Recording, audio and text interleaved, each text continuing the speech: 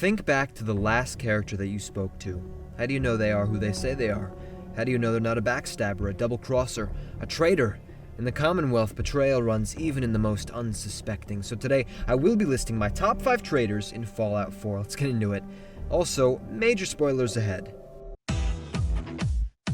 Starting off with number 5, we have Trash Can Carla. Probably not a name you were expecting. What is she? Just a traveling merchant, right? Well, the thing is, she's actually a snitch working for the Institute. Whenever she discovers an escaped synth, she tells them and then gets a sum of caps in exchange. You can actually find this out by reading a terminal in the Institute, and it's got a list of all of these secret informants. Her name is on this list. Now, there are others on there as well, but I picked her for mainly 2 reasons. First, she operates outside of Bunker Hill. The railroad has an entire synth rescue network underneath that location. If there's anyone spotting synths going in and out of there, it's her. This is actually probably one of the reasons the Institute knows to destroy that network if you end up siding with them. And second, her trade route consists of the northwestern part of the map. That's going to include visiting Sanctuary. Now, for most players, and myself included, that's going to be one of their most prominent settlements. So if you didn't side with the Institute, you've got one of their informants walking right through your front door, trading with your settlers, talking to your companions. With eyes like that, there's nothing you can hide. Number 4, we have Sully Mathis. He can be found at Thicket Excavations to the northeast of Concord. Now, when you first meet him, he just wants you to drain this large quarry so he can get a generator working again. There's not too much reason to question that. Certainly finding a source of power is very important to someone's survival. So you do it, he pays you, and all is well. Thing is, when you come back, the quarry is now home to a massive gang of raiders, and Sully is their leader. He was tricking you into opening what would become a fortress for them.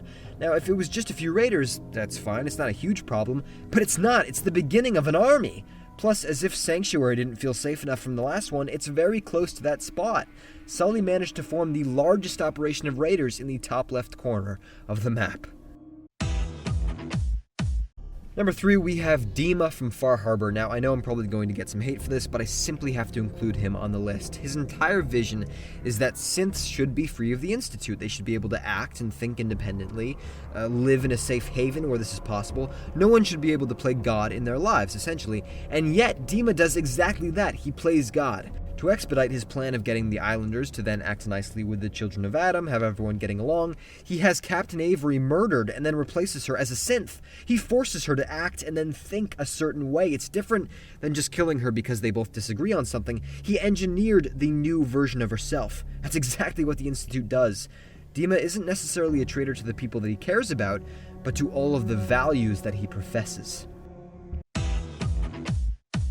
Number 2, we have Mayor Mcdonough. He is, of course, the mayor of Diamond City. This is a place where, from the beginning of the game, ghouls and synths, they're not just banned, they're hated there, they're feared. And the possibility of synth infiltration is really starting to worry the citizens. Mcdonough, of course, reassures them that under his leadership, that's not going to happen. All of them are safe, all the rumors are just a lie.